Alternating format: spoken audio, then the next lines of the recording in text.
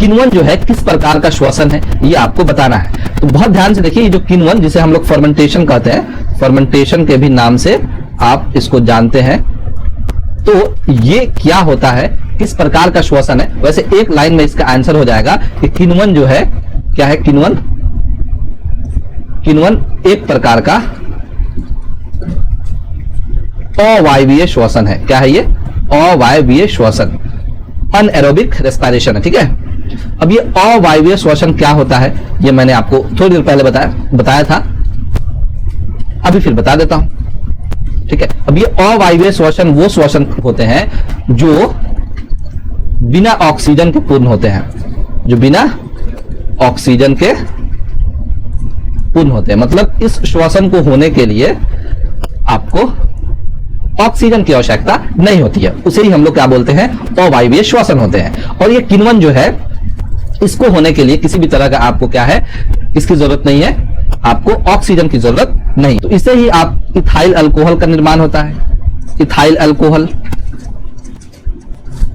ठीक है, ethyl alcohol क्या है भाई? शराब। तो जो शराब का निर्माण होता है वो किस प्रोसेस के, किस आपको माध्यम के, मतलब किसके वजह से होता है, तो वो किण्वन की वजह से होता है, फर्मेंटेशन की वजह से होता है। ठीक है, और बेसिकली फर्मेंटेशन में होता क्या है मैं आपको बहुत अच्छे से बता देता हूं। ये फर्मेंटेशन, किण्वन का मतलब होता है उत्तेजना। ठीक है, उत्तेजना, जोश टाइप का, मतलब इसमें जो भी बैक्टीरिया जब होती हैं तो वो क्या करती हैं, बड़ी बड़ी कॉम्प्लिकेटेड जो अणु होते हैं या पदार्थ होते हैं उनको बैक्टीरिया के माध्यम से ही क्या होता है, सिंपल में तोड़ दिया जाता है। यही आपको किण्वन है। ठीक है, जैसे अनाज से उसको सड़ा के, मतलब उसमें ऑक्सीजन के मतलब को अनुपस्थित करके उससे क्या बना दिया जाता है, शराब बना दिया जाता है। आप सबको पता है, नहीं पता है तो आप जान जाइए कि अनाज को क्या किया जाता है, एकदम से उसमें आपको अवायवीय श्वसन होता है, मतलब बिल्कुल भी ऑक्सीजन की मात्रा उसमें नहीं होती है।